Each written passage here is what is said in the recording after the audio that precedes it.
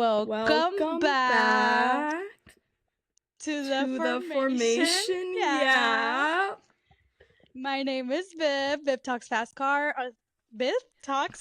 cars on TikTok and Instagram. Jesus. My name is Kira, Fast Car Kira, Instagram and TikTok, Kira.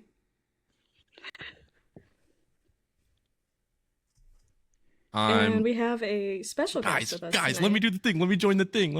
I want to be a part of it. Yeah. Go ahead. I'm Ruben Caceres Jr. on everything. You can't just give me a special intro. No, I'm a part of this now. So we have a third co-host. Is it a co-host at that point? If there's at this point, tri-host. Yeah, just like a co-host, a new one. Oh yeah. As you can see, we have a new person on with us today. And Harvard. And Harv's making noise behind me. And Maggie's roaming, so we have a lot of guests today. Busy episode. A lot Viv, going are you on. wearing merch? I am. It's just covered by all the hair. I'm wearing my F1 Academy shirt. F1 Academy from Vegas that Emma got for me. And I'm wearing my Formation Yap hat and my Lightning McQueen pants, obviously, because that's merch. Duh. Miss Kira, what are you wearing? I'm wearing a ECR IndyCar beaded shirt made by yours truly. Formation Yap hat made by yours truly. I have jeans on. That's not merch. Just in case that's relevant later. Emma, what are you wearing? Anything?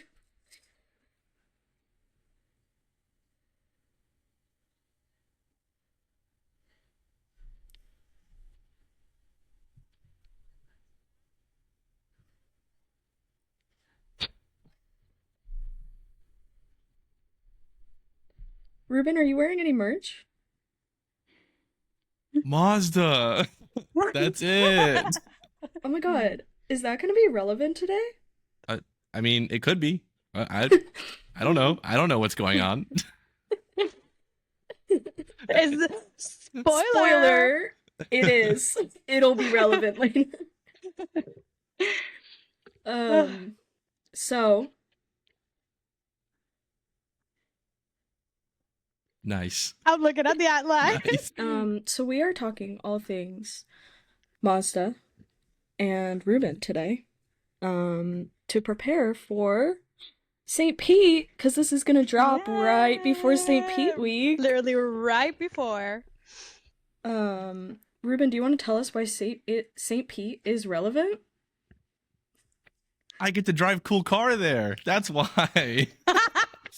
Wait, no way. Dude, yeah, crazy, right? It's a crazy concept.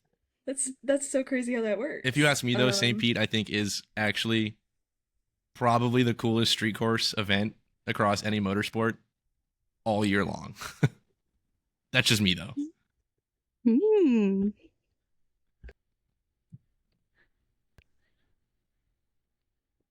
Oh. Yeah. Detroit, it gives me anxiety. I cannot watch too well on that one. Okay, guys, so this is gonna be super fun also for us. We met Ruben when we went to the 24 hours of Daytona. He is a Mazda Cup driver. So yeah, and it's really cool. We met very randomly. We met at a signing, right? Yeah, it was at a signing. A lot of that weekend is very blurry in my head a little bit. It was a lot. It was a long weekend, but it was really, really fun. So yeah. It comes back to haunt. Really.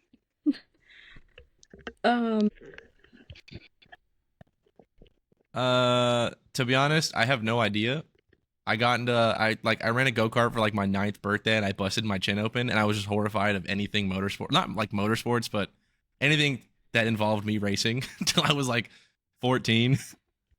And then I got into a go-kart again. And then over like the course of a year, we just found out that I didn't stink.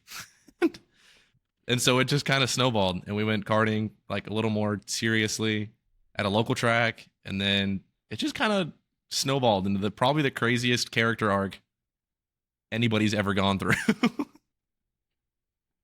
So, a lot of drivers talk about how it was like a big family thing for them, like parents got them in or they were watching racing growing up. Was that kind of your experience, or was it more you got in that go-kart and it was like now everyone is going to be involved? I mean, to be honest, I think like both my sisters and my mom were just against it up until Mm-hmm. I made it to Cup, because they just saw this like super dangerous sport.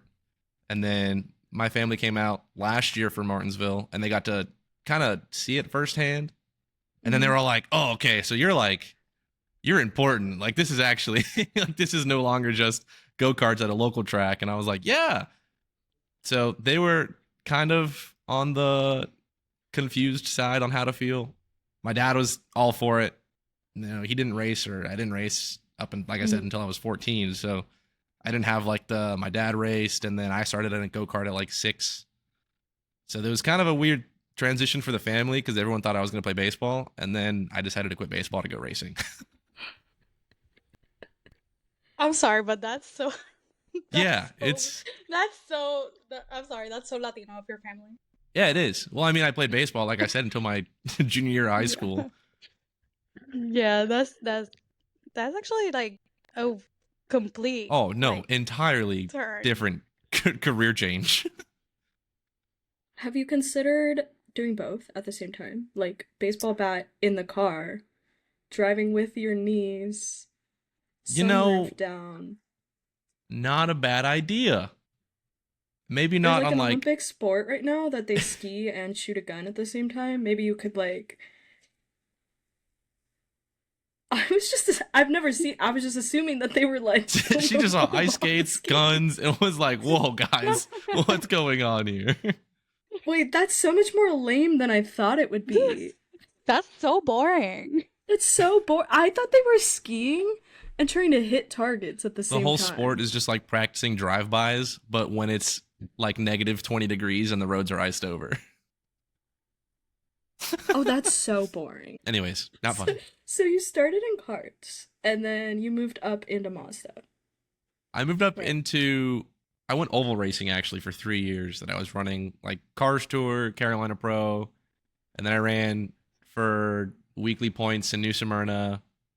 And then I think it was like, I want to say it was my 3rd year running oval cars that we got rain delayed like the first 6 events of the year, or like rain canceled basically. And we were just like, guys, like, why are we, what are we doing here? Because at this point, it's like April. I have not been in the seat at all. And so we were just like, maybe we sell everything and we go race it with stuff that you can run in the rain. And then we sold like all of our oval stuff, and we went Spec Miata racing for 6 months. And then now I'm in Cup. So here I am. And like, did they approach you, or like you got approached to like So start into Mazda? actually, funny enough, we had done business with Kimmy's parents from Hendrick Motorsports. They had a boat that my dad had worked on like 10 years ago, probably. And we were at the 7 in the lobby waiting to go to dinner in Sebring. And then I kind of saw like her parents and then Kimmy, like I saw the 3 of them in the lobby, and I saw the shirt and I was like, I'm pretty confident those guys are from like right down the road from our shop. So then my dad went up to Buddy and was like, "Oh, hey, like good seeing you, blah, blah, blah, whatever, whatever." And then we started talking a little bit about why we were in Sebring, and I think it was like my SCCA school weekend. So we were talking about getting my license and stuff to go road racing. And they brought up the idea, like this was when Mazda just announced Martinsville running for the first time. And so they kind of wanted to have some oval experience drivers in both of their cars. So that's kind of where I came in. They were like, well, funny enough, since you have oval background, this might be like kind of just the easiest way to get a foot in the door in. And so we went to Martinsville, we ran. They were pretty happy with it. Everyone else around us was pretty happy with how we kind of handled ourselves that weekend. And then we ended up running Daytona and St. Pete last year, which are forgotten events that will never be spoken of again because they were absolutely atrocious. Yeah, so I've run the 2 Martinsville races, and I finished 10th both times. And it's like, yeah, I was passing him on the outside, and then he got turned by one of the 2 brothers that was there. And I was like, I see him kind of just drifting in the center, and I'm like, oh, dude, I'm kind of checking up a little bit. And I thought to myself, I was like, all right, I'm really losing a lot of time here. And so I try to just kind of drive around the outside, and he finally, in my mind, I was like, my luck is I'm going to drive around this guy. He's going to weight transfer, shoot back to the right, and then take me out with him. And that's exactly what happened. Then he overcorrected, shot up the racetrack, and put me around into the fence. But oh well, I don't know. Martinsville we've had so many good and bad stories from Martinsville. I have once. They're not bad, but they scare me. Do you see the color of the shirt that Emma's wearing at the moment? Yeah. Yeah, no, absolutely. That's It's like uncooked. that, but with a little less neon. Like, it's darker. Yeah. It's like if Red Dye 40 made a hot dog. Yeah, that's not a hot dog that we're trying for our. Yeah, I I think mean, we have to try for it, the though. one time, I mean, dude. I Like, for mean, the one time, yeah, it's for worth it. one. I Yeah, don't know when we're we're sharing going, one. but I mean, some. one single. Oh my God, let's make that a series. That's fun. That's so fun. We could transfer that Um, to other foods on track as well.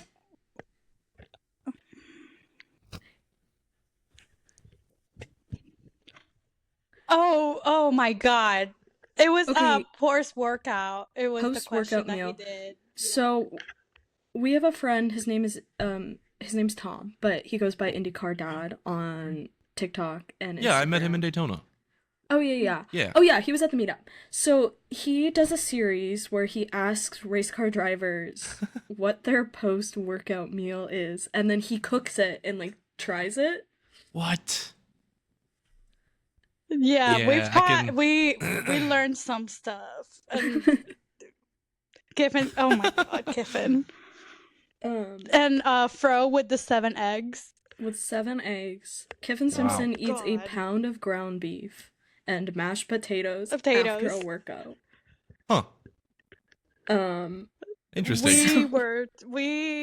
And mind you, that whole episode, there were at least 50 mentions of the pound of beef. Oh my gosh. everything circled back to the ground beef. 1 pound.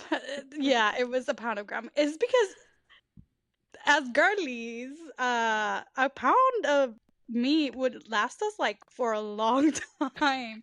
So just the idea of like one That's a person lot of just, like, food. I was gonna say, Yeah, That can like, be a it's lot of just- food. It's expensive. Yeah. That too. Well, I mean- Ground beef is expensive. Kiffin, I'm sorry, Kiffin got that Sunoco money. So he got money. He good. He's okay. He's from the Cayman Islands, okay? His favorite hobby is what was it? Kite surfing. He's okay. He is fine. Okay. So do you have a post-workout meal that you go to? Or post-race? Honestly, not really. It's just like I finish up either at the track, like, well, I guess the thing is at the racetrack, like the week before, I really try and minimize intake in terms of like snacking and meals and stuff, because I try and get my body in a system where I can show up to the racetrack and Mhm. kind of survive on like a banana for the day and then have like an actual meal after the fact. Just because I really hate the idea of just getting hungry during the day when I'm racing.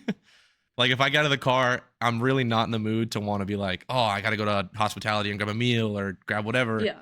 It's like I want to get out of the car, get situated with what we got to do for next session, whatever it is. And it's like, I'm not going to say that eating on a race day is like a waste of my time, but I would try and minimize how much time away from the car I spend, I guess. So, okay, you've driven a race, you're on the podium, you got that giant check they give you. Oh my God. What are you doing next? Like, We are actually, you so this eating? year, Daytona, no, I'm not paying. As a matter of fact, I'm not. That check is sitting propped up on my bar right here, and nope, not touching it. I kept the. So actually, funny enough, all the racetracks, God, what was it? It was something that it was a team running with Spark Performance. They were telling me they have like a ritual of running around on the golf cart or with the car on the check and with the trophy. Daytona, it had something to do with the paddock placement. I think that it was a little bit different because of like the drive back from pit road to the paddock being obviously so short. So we ended up driving on the golf cart with the check out the side, the trophy on the roof, and like 4 or 5 of us basically standing on the back of it. And everyone had different victory lane hats. And it was just like, well, we can't really go through with the, whatever their special celebration was. So I ended up just saying, all right, well, we're going to take a lap on the golf cart. So we ended up going down that main road to Daytona where the fan zone and all the displays and stuff are. And we rode around and people were honking horns at us. People were yelling. People were taking pictures of us, like just having a great time. And that's kind of what made it fun. So, but I think that night we went to a sports bar and we had a lot of wings and a lot of beer. Like that was a celebration because 25 was such a bad year for racing. Like it didn't matter what I ran in 25. Something broke or we were just collected in Daytona last year, basically. So Daytona this year to come out we finished 19th in race 1 and that was my series best. Like I think my series best was like, I want to say 14th in St. Pete last year. I think. It was 14th or 17th, something weird like that. But then to go and like jump from 19th to 3rd, it was already cool enough that we passed 16 cars in the last lap to then say like, hey man, we just killed our series best. So the celebration was probably bigger than some of the guys than Jeremy who actually won the race. I think we might have gone a little bit harder than that group did. Okay, that's what I'm telling IndyCar dad. Wings, beer. Wings and beer. Hell yeah. I'm an oval guy, man. I'm an oval racer gone IMSA racing, so I have to stay true to my roots. So we talk a lot about the Mazda Cup, but a lot of people don't know yet or are just starting to get into the Mazda Cup. So can you please explain a little bit more about it? Easily the most entertaining form of motorsports, I think, out right now. Like, not to bash on endurance racing, on NASCAR, on F1, on dirt, motocross, whatever else you want to talk about. I don't think there's another series where you can squeeze. I think Daytona, like 30 cars were within, I think, 2 or 3 tenths in qualifying, like something insane in qualifying. And so, I mean, there's no other series that's like that. Formula One, it's 20 cars. And granted, there's a lot more like, obviously, the manufacturer difference plays a big time or a big part of the qualifying differences because all the cars are just different. But even GR Cup has a little bit of a spread. Mustang Challenge is a bit of a spread. But the Mazda Cup, for some reason, is just like the one spec series that everybody is just on their A game, it seems like. It just seems it's a series that I think in the last 5 years, you could probably make 5 mistakes in a race and still finish pretty good. I think this year, out of the rest, if you make 1 mistake, your race is done. Like there's no coming back from it. The margin for error in MX-5 Cup is just so minimal that you treat it, how some of the crew guys do for the 24-hour in strategy. You mess up a pit stop or whatever it is, and you really screwed up a good chunk of the race because that's where you make up all your time in endurance racing. So the fact that it's just like the whole thing is in the driver's hands, I think is what makes this series so interesting.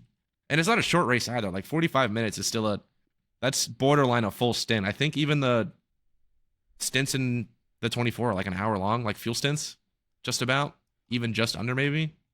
So, I mean, think about it. Like 24-hour, you're getting in the car, 3rd or 4th, the field's spread out. You're in the car for an hour, and you may not be racing the whole time. You find yourself with some dead spots.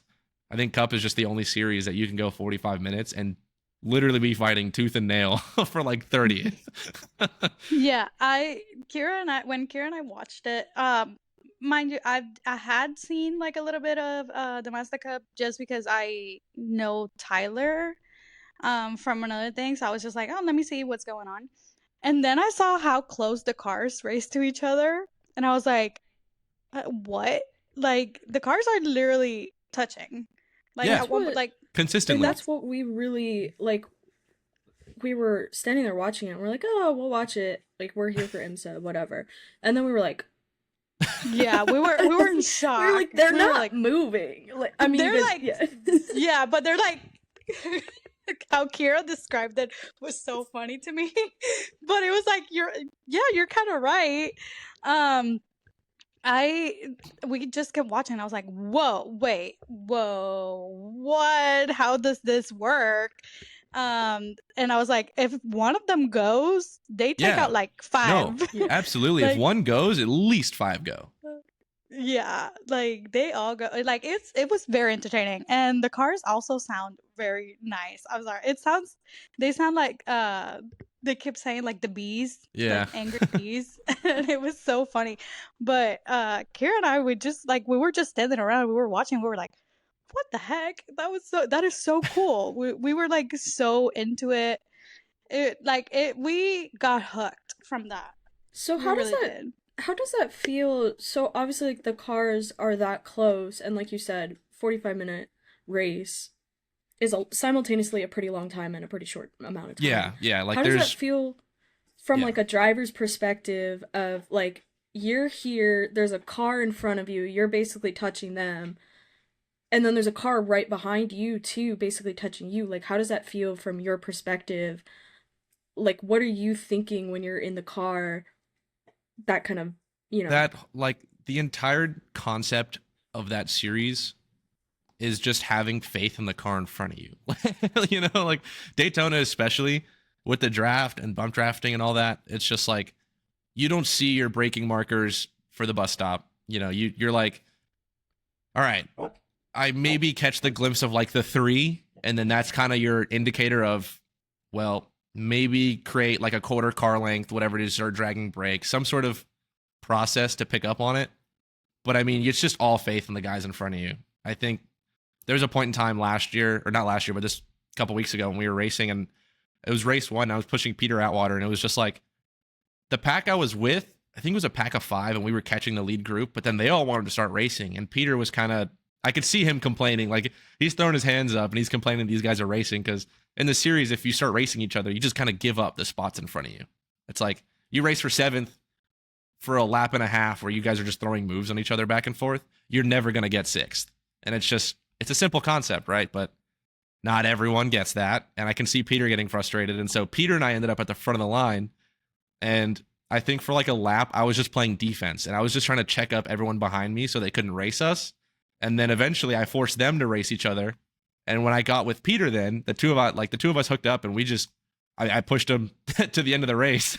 And I was looking at my mirror, and the gap kept getting bigger just because we finally had 2 cars that weren't racing each other.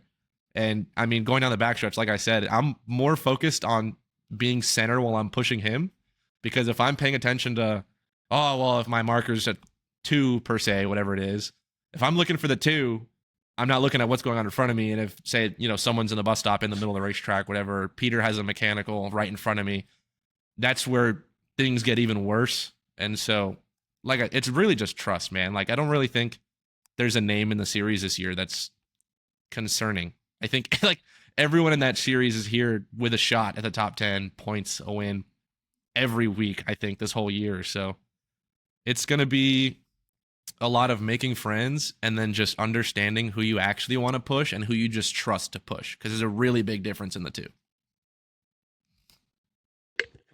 Would you like, this is gonna be like really completely random, but like, would you push like somebody like just out of like you're Yeah. being That's why I say, like, your friends and the people you're pushing, there's a very distinctive difference between the two. Like you obviously you have your teammates.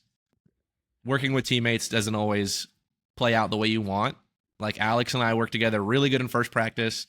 We were together the start of race 1, and then we kind of split up. And at that point, it was just like, it was a mistake on my end that I kind of split us both up in the draft, and I tried to flip with him, and then a car behind me closed the gap, and I didn't realize he got shuffled to the back of that pack. So it's kind of the awareness of, well, I need to look out for my people, make sure they're situated.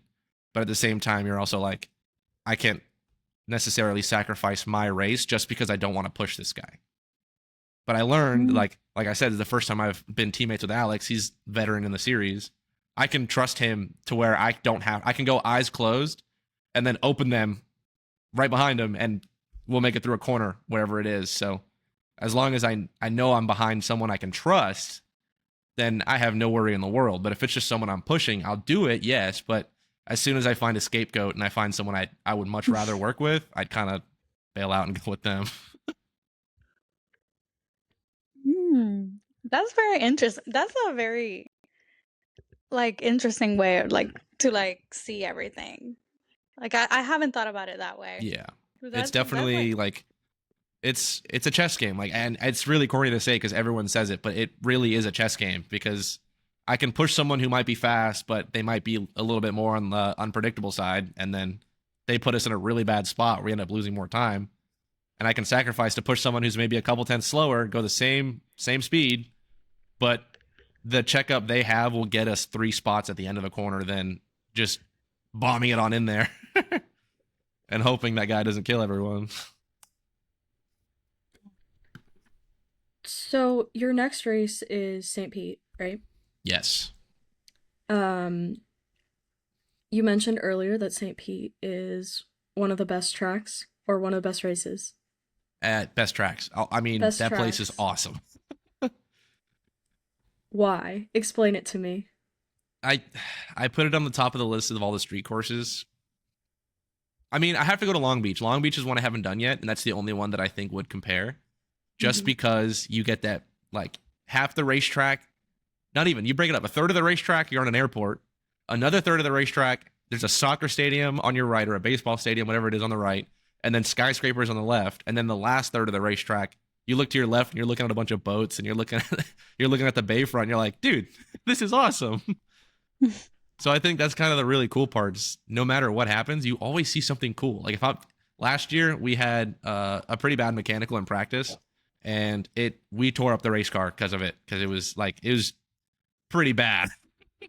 We got the car put back together, and I spent a lot of the races last year just kind of tailing in the back, and I spent a lot of time just kind of sightseeing as I drove around the racetrack.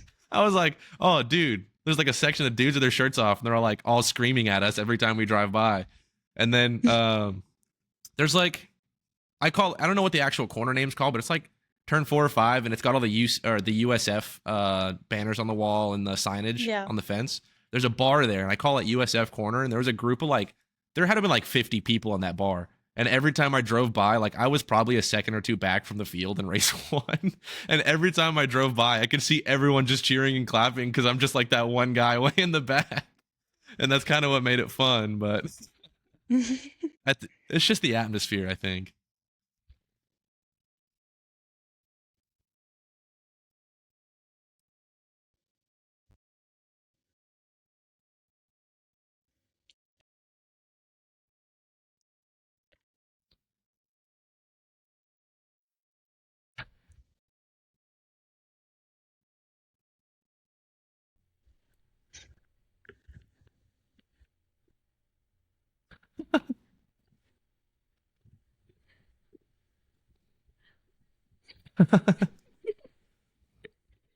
Oh my God, Vegas 2024 when I think it was I think it was Shogun Yu, he was really behind everybody, or Fernando Alonso.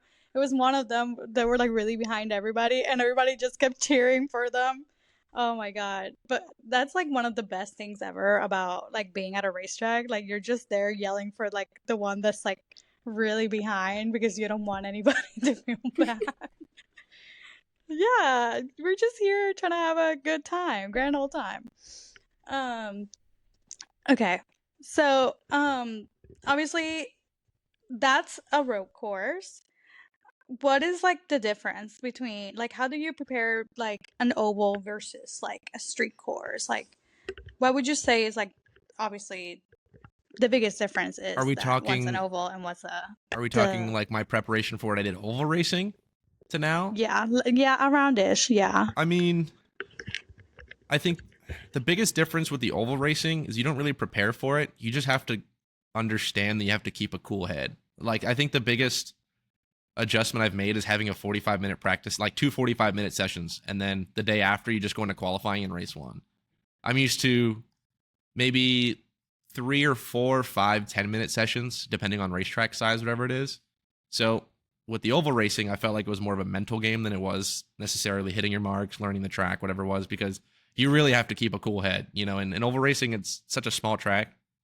Someone can screw up lap after lap after lap for you, and you can go a session where you don't get a clean track at all, but you still have to try and build a note of like what adjustment you want to make, what you don't like about the race car, what you need to go faster, while keeping a cool head, because everybody's trying to do the same thing at once, so you don't always really get clean track to make the adjustments. I can't really be in qualifying trim per se on an oval track. I'm forced to race people in practice and then figure out what I want from there on, where I feel like now the practice strategy is like get out with a little bit of a group so you still have some cars around you that you can compare to, but there's so much more space that practice can be utilized way differently. Like Martinsville was nice because we had two 45-minute sessions, I think, and there was not as many cars as last year. I think there's only 20 this year to like 25 last year. So there was times where if we really wanted to space ourselves out, we could. If we wanted to race somebody, we could. And then Daytona was kind of the same way, where first practice, it was like, go out with the team, shake down the car, and make sure it's ready. It's like long off season. The car specifically that I ran, we had for like, we put the car together, I think Saturday before the event. That I had somebody come and like finally look it over and make sure it was ready to roll. So that car was ready for Daytona, I think a week before Daytona, maybe less than that. So it's definitely an adjustment, because now I feel like I'm a little bit more on, let me just make sure I pick this mark, and then aim my practice to, first practice to kind of get used to the racetrack and then push certain places and clean up some things.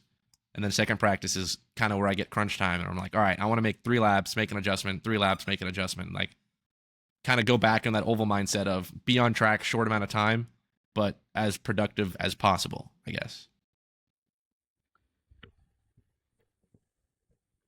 So, okay, St. Pete's coming up. This will drop about like the weekend before, kind of week of. Yeah.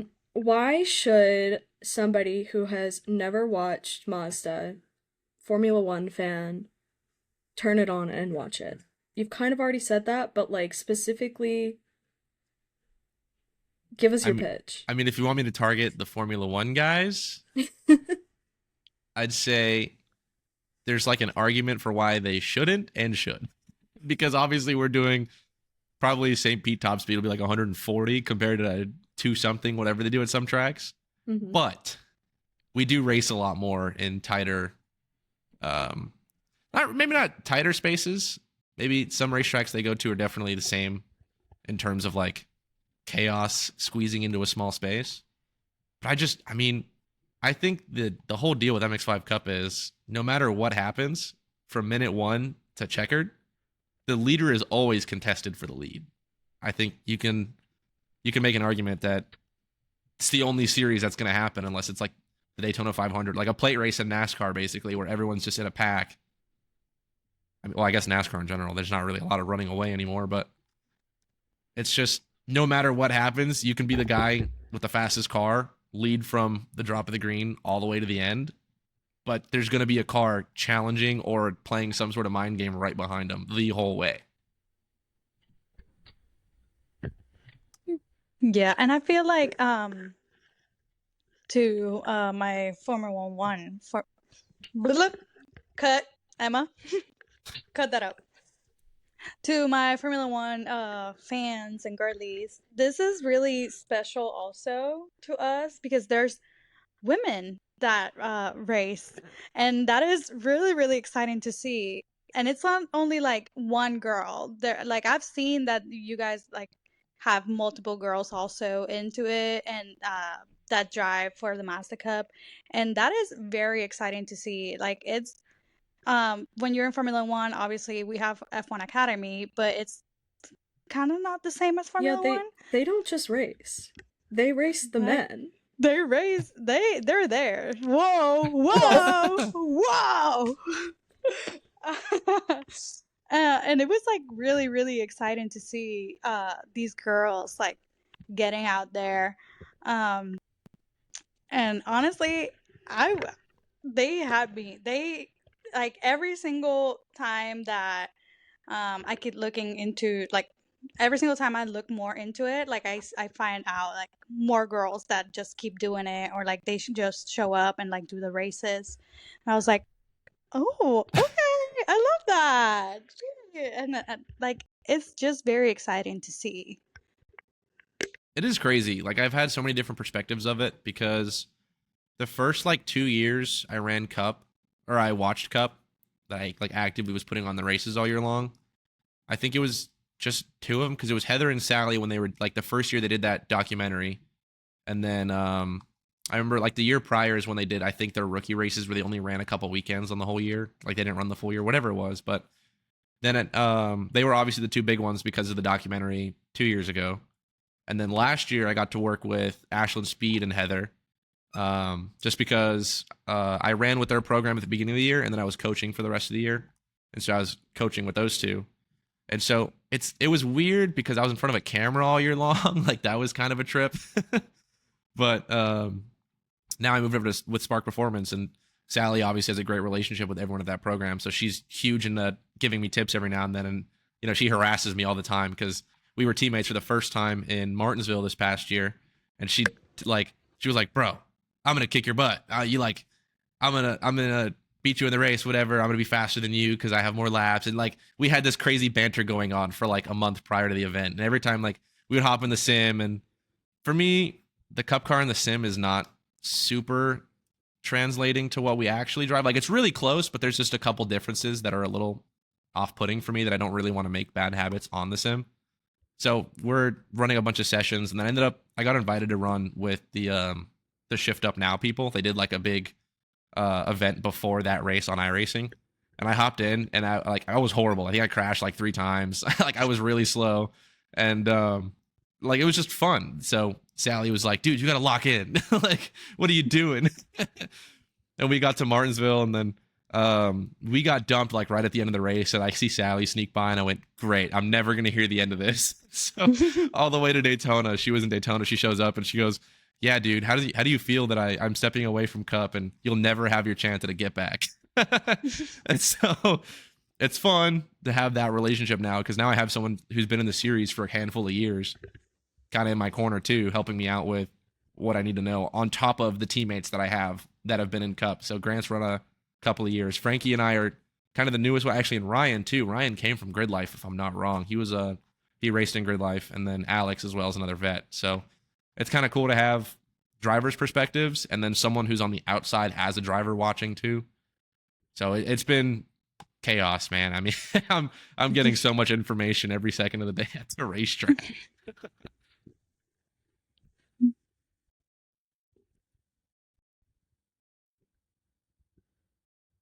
Yeah, it's like the information intake at the racetrack can be so overwhelming at the same time too.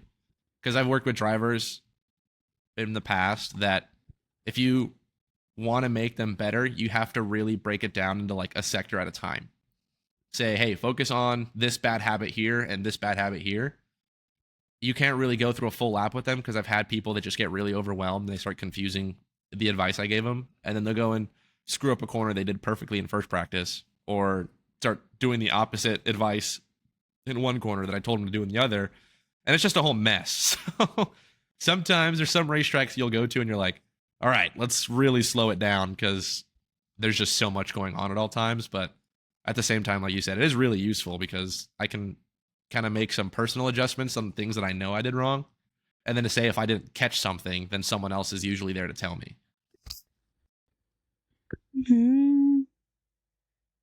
That's like really cool. Like now that like you thinking about it, it's like that's actually like awesome because there's always like somebody just like willing to help you out. When we chatted in Daytona, you were telling us about how you own your car, correct? Yes. Okay. So you're driving a Mazda, right? Yes. Okay. You couldn't tell. Yes. Oh.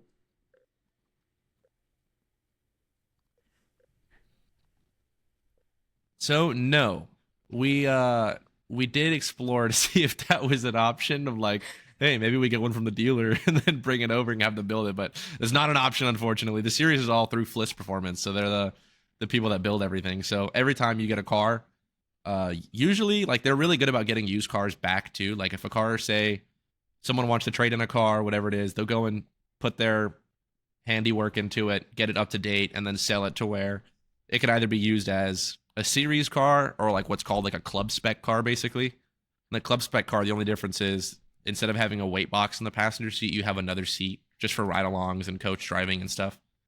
So, but everything is through them. So if you want to get in the series, it's all through Fliss, and they're honestly super helpful people. They have everything, I think, from like baseline setups to series technical updates on their website. And it's like everything is super open book with everyone in that program. They're super fond of helping everyone who's completely clueless of the series become not clueless. And So I guess we're not running our Formation Yap Mazda that I was gonna purchase off of Facebook Marketplace. That's just, exactly, I guess. just killed a dream. Hey, you know what? Fine. When we do like a champ car race or something like that, we'll throw like a full livery on it. How's that Okay. sound? Perfect. Yeah. Yeah, all pink. All pink. Yeah, perfect. Our big logo. Pink text Yes. so we can read it. Exactly. Oh wait, the whole pink, I don't know why. To me, it just like correlated back to like the Lightning McQueen thing. In the Mazda race, and then he getting hit by Chick Hicks. I don't know why it correlated to me in my brain, like that correlated. Did you see the meme, Ruben? Yes. Oh yeah. Yes. The meme on it, the memes. It was because it like one circulated immediately and it was really funny. But it was like for a week after the 24, everywhere I scrolled, I saw one. And even Yeah. like Charlotte Trainer was the POV car that the series used Yes, for the wreck. I saw that. And she posted the clip too, or she shared the clip or something. It came up on my Instagram, and like my immediate thought, I went to comments and I saw no one said it, and so I went and I was like, Dinoco's all mine. Because I was like, how is no one else saying this? Like, how does no one capitalize on that? Yeah, it was so funny. I don't know why. Even my brother, he wasn't even like watching the race, but even he even like texted me. He was like, "Ha ha ha! Did you see the Lightning McQueen stuff?" And I was like, didn't even "Actually, realize yes." it until the like 2 laps later. So they got Julian's car off the track, and I came around, I see Julian's car in a flatbed, and the flatbed's still blocking Farhan's car, and I was like, man, this is like we should be going back to green here soon. My spotter's like, yeah, I think we're good. Probably come back to green next time. We come back around, lights didn't go out. And we're like, what's the holdup? And I come back around the backstretch, and I can see Farhan's car, and I see Chick Hicks against the wall, and I was like, I went, well, I said the race for the Piston Cup is over, boys. We're both crashed. And my spotter was like, what? And I said, well, you know, like I said, they just dragged Lightning McQueen off. I said, Chick Hicks is over here in the wall still. It's still sad on all fours. So Yeah, that was like, I feel like that was like one of the biggest things to come out of that weekend. Like that whole thing with the memes. dude, could not Daytona and stop. MX-5 Cup just every year has something iconic that happens on social media. Like last year was the big one that was like the series record NASCAR style crash on the front stretch, and then this year was Lightning McQueen and Chick Hicks wrecked each other in Daytona. That's the Yeah. way in. That's how you get people into it. You just gotta post enough memes, and people are like, okay, what does this Honestly, mean? Honestly, that's not even a joke. That's hikey how it is. Like I think that's a good way to market. I think it Master was Cup from now it was a on. great opportunity to market Yeah. because it would have been so funny to have like a shirt with both the cars and maybe not like all the crash damage, but like just the wounded cars, and on the back have Lightning McQueen and Chick Hicks, maybe in like animated to where it looks like they both crashed together or something. Just so on the front side, maybe on the chest you have like the cup cars, and on the back you have the animated cars from the movie. Here, I'll make it happen. Trademark it. I want 5% of royalties. Okay, so you own your car, Yes. right? Okay, and you were kind of explaining to us that first time that we chatted that if you don't make it to enough points, I think it is, that you're just gonna rent out the car. Yeah, pretty much. That was kind of our mindset because we don't really have the funding for a full year. So the idea was like, we're going to run Daytona, we're going to run St. Pete because we have a lot of people that we can kind of reach out for and pitch between the two being Florida based. So the idea was, hey, series is first 2 weekends in Florida. This could be a great opportunity. So we'll run the first 2 weekends of the year. And then after that, wherever we stand in points, we'll kind of decide if we just run our third race, our third weekend to keep rookie status for next year, or if we kind of commit to it and then try and make things happen on the go weekend to weekend. So now we're going into St. Pete, and actually, honestly, I didn't know I was second in points until Saturday of the 24. Like, they dropped the green, watched the first hour or two of the race, whatever, and I bump into one of my crew guys. He's like, dude, have you seen the website? And I was like, no. He's like, do you know where you are in points? I was like, I don't know, like top 10. And he goes, you're second in points. I was like, what? And so we've had a bunch of people that are like, hey, are you full-time? Like, are you going to be in St. Pete? And I'm like, I have no choice. I said, I'm second in points. I said, this is the only thing. If I was like, a check at the end of the year is the only thing that's going to keep me in the seat next year. So I'm like, I'm kind of committed now. I have no choice, man. So we're going to ride it, ride the hand, put it all in black, and we're going to see what happens, I guess. I don't know. Yeah, I was curious because I was like, oh, wait, he's only gonna do those races, but like, and then I was like looking at the points and I was like, okay, he's only gonna do that. He actually like has points, so like, yeah, we are I guess we are very different points position this year than what we were last year. I think last year we traveled the farthest out of all the cars that DNF'd on that crash, but because I never made it to a scoring loop, I was scored dead last. And so we were all like, oh, well, when the points get figured out, maybe we'll be top 20 because we had okay race one, okay, half the field crashed in race two. And there was a lot of the front runners that ran ahead of us in race one. So we were like, maybe this mixes out in our favor. And then we were like 30th. I was like, oh.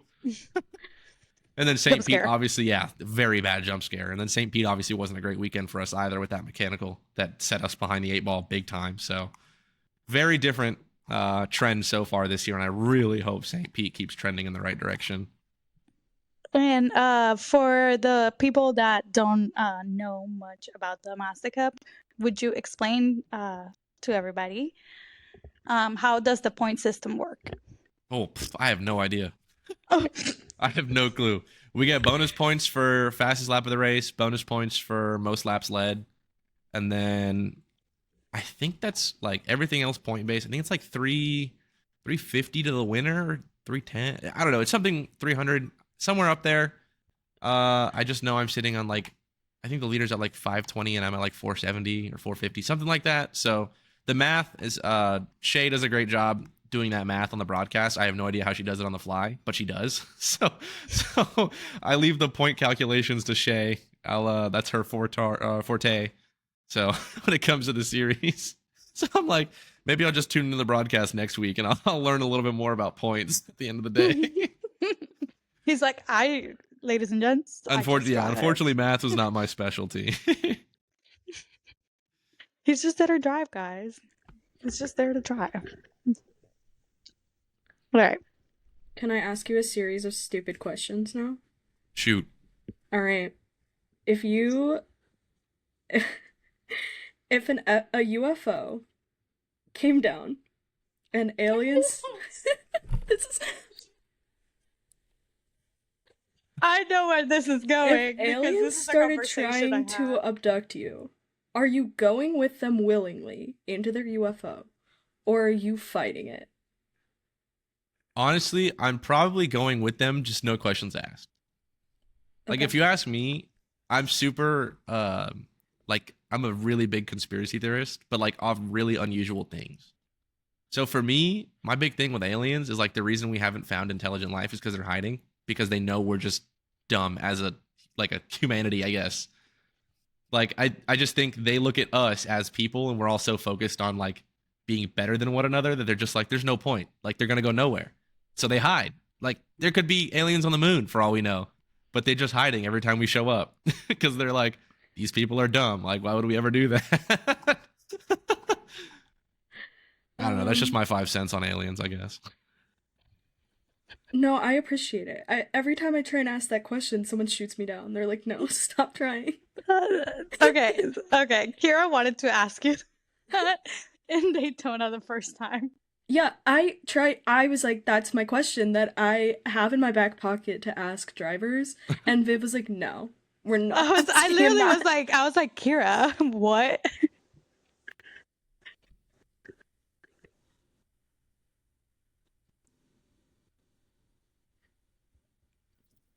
Damn, that's a good one. That's actually a really good one. I think I would dude, I feel like I'd be like a Velveeta shell. Like, you know how they have the little, they look Okay. like little seashells. You know what I'm talking about? Like, what do you call that? Yeah. What's like the? Specifically Velveeta, or do you have like a brand that you No, well, it's you're just like that's just the shape they use in their little macaroni cups. So, Okay. or like you know the green and white like TV dinners that had mac and cheese and like the shapes were little cogwheel looking things. Oh yeah. Maybe one of those. Oh my god, kids Kid cuisine. cuisine. Yeah. Bros Patrick. I didn't even think about that. That would have been a good answer. Oh god. Do you sneeze while driving? Sometimes, yes. And Is it usually scary? I'll sneeze and some vulgarity will come over the radio immediately after.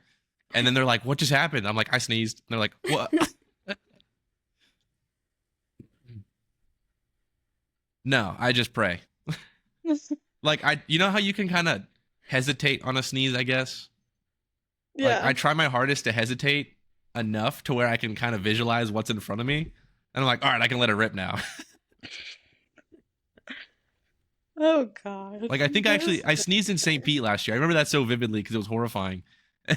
But going through the kink of St. Pete, I'm looking at the kink and I was like, and then I was like, I have to hold it. I have to hold it. I made the left-hander and I'm looking on the second half of the short shoot. And I was like, boom.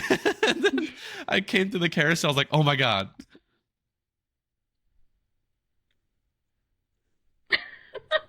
Oh, that would be so funny. Maybe this year, I think the relationship I had with my radio engineer last year is a little bit different. I think this year is there's a lot more SBS going on the radio this year than what I've ever had in years past, I think. So I think that's been a big part of why everything's been so lighthearted and funny. Like not taking things serious. So this year, maybe I'll be like, yo, pineapples. Like, what's the other one? What's the other word, that like trigger word that makes people not sneeze? There's another one. I don't remember what it is. Really? Oh yeah, if you say bless you, like your Yeah. whole Yeah, sneeze I guess bless you just is leaves. one. I know pineapples was another one. I want to say it was like purple, like something weird. But there's like Would another you- trigger word that people have used to stop sneezes or like slow it down. Post sneeze. If no one says bless you over the radio, are you gonna be a little mad? Like, are you gonna be like, oh, none of you care about me because I sneezed and I there's no haven't response? had that scenario come up, but I did Okay. ask a question. I want to say it was in Daytona, like second practice, that I queued the radio and I asked a question and no one responded. And my response to the radio was, all right, guys, I'm going to go drive this thing into a fence now. And he said, I'm just going to go total this car.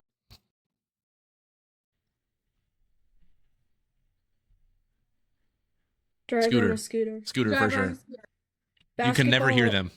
7-foot tall basketball player flying at you at midnight on your college campus.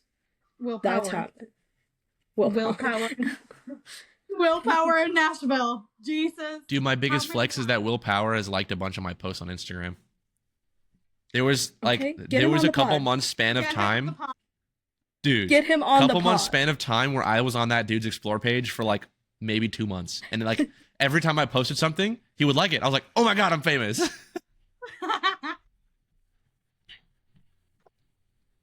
How long does David Malukas have until Penske drains the life out of him? And I think How it's old's already- Willpower when he left? We'll see it. I'm going to testing on Wednesday, so I'll ask David. Be like, have they killed you yet? Have they taken your whimsy yet? Your whimsy. Oh, I can say. Oh, I did tell. I think it was you, Ruben, that I said like y'all need to be more whimsy. Yeah. Y'all need more whimsy in your life. That's them though. I'm actually probably one of the most fun people to be around at the racetrack 'cause I don't take anything serious.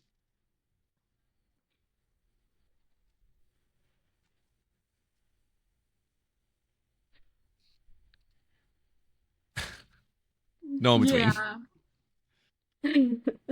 I do love a good whimsy. A good whimsy. A good whimsy moment. Whimsy. 1 pound of ground beef. Pound of ground beef. 7 eggs. Okay. Typically we end with a hot take. Ruben, do you have a hot take of the week for us? Ooh. Yeah, usually Can also it can be a hot take if you wanted to, but a lot of times it ends up being like, do not make this your first day on Earth. Please shower. Please Oh, shower. God. Oh my God. Please start deodorant. I'll give a quick shout out to my fans. Don't only bring a black Sharpie to the racetrack. Yeah, silver or gold as a backup is great. Because like last year too, I did a couple signings where people had black Sharpies and I didn't have my silver with me because I usually carry a silver just in case. And somebody had me, and he had a black shirt, and there was logos and text and stuff on the shirt, but he had a black shirt and was like, "Hey, can you sign on the logo somewhere?" And I was like, "Dude, like you're ruining the whole design of the shirt, you know?" If you had a silver, you could have signed all the way around the logo and it would have looked really cool. So bring a silver Sharpie to the racetrack just in case. That's a good one. Okay. You go, Kira. I need to think about this. My hot take, don't let Penske steal your whimsy. That's my tip of the week. Don't let your friends push you into carts. Emma, do you have a hot take?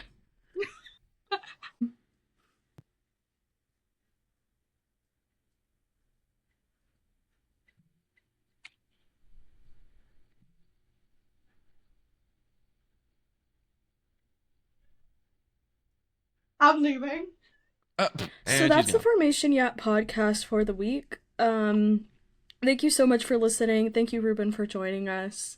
Find us on socials at Formation Yap Pod, Fastcar Kira, TikTok and Instagram, fastcarkira@gmail.com for hate mail. Nice. Viv Talks Fast Cars, Instagram and TikTok, Fastcar Fangirl, Instagram and TikTok. You can send their hate mail to me as well. Fastcar. What was my FastcarKira at gmail.com. At gmail.com. Yes. If you guys have wait, are we still doing the if you guys have fanfic recommendations, also send them to them. Dude, my hate mail comes in my DMs all the time. I love it. I had one. Yes. Hold on. I have actually. I just. I might have. Oh, I just deleted the DM. No. So anyway, I'm DMing you hate mail. Yes, it's actually so funny. I have screenshots of the whole conversation, but I will. It's actually so funny because I don't know what it is. I went to an all-girls Catholic high school. You haven't seen Petty. Yeah.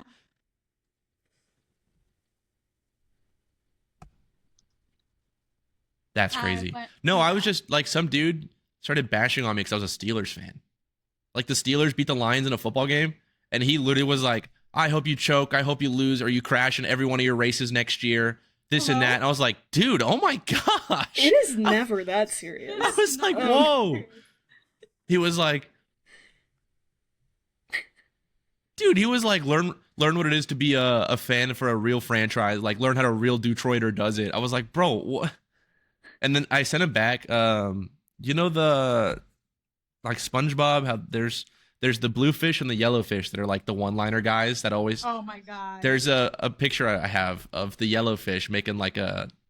I don't know what I'll show you guys later, but the face he's making, and I sent him back that, and he was like, "Yeah, you even know you're a bum and this and that," but he like just kept trash talking me, and then at the end of it all, I was like, "Well, I really hope you feel so much better with all that off your chest." I was like, "Have a good night," and he was like, "Yeah, this is why Vegas shouldn't be involved in sports," and went on this whole like gambling spiel and was like, Formula One's the only real form of sports that's left. And I was like, well, I hope you enjoyed the 26 Formula One season. Have a good night.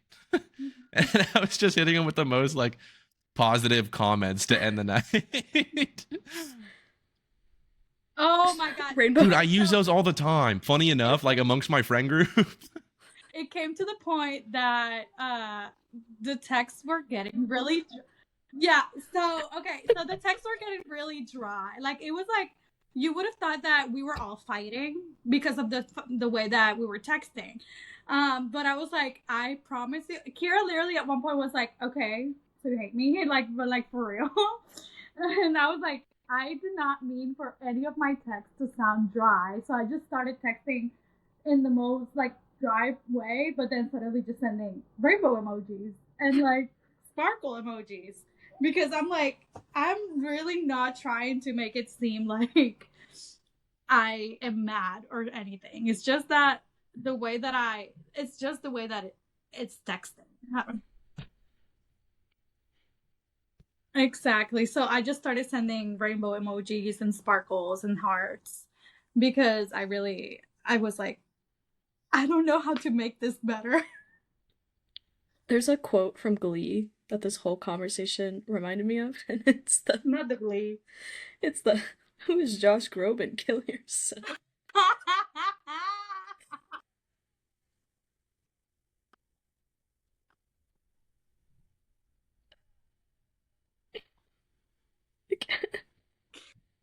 It's actually really funny that I was just talking about Sally shit talking to me a little bit ago, and she responded to my Instagram story because I was making that confused face, and I was like, that's like the face I make in every picture someone takes of me, or like if I'm in a group photo, I always make some face that like makes it seem like I'm super disgusted. She goes, no shot, you hit the face again. I said, it's iconic. She said she's down to hop on the pod, so you're welcome. Got you another driver. Excellent. Thank you. Female so driver much. at that too, so. We do. I actually do love. I do love Sally. I've been following her for a little bit. A little bit of a fangirl moment there. Thank you for watching the Formation Thank Yap. you for watching the Formation Yap, guys. Oh wait, next race, St. Pete. St. Pete. If you find me, We will all be there. Dude, live We'll episode. all be there. Live episode in St. Pete. Hello, I'll bring. Don't my tempt me with a microphone. good time. Exactly. I'll bring. Are you joking? Because I will bring my microphones. I travel with this. I'll do it. I'll have free time. We'll find a time, Emma. We'll find a time. I'm gonna be.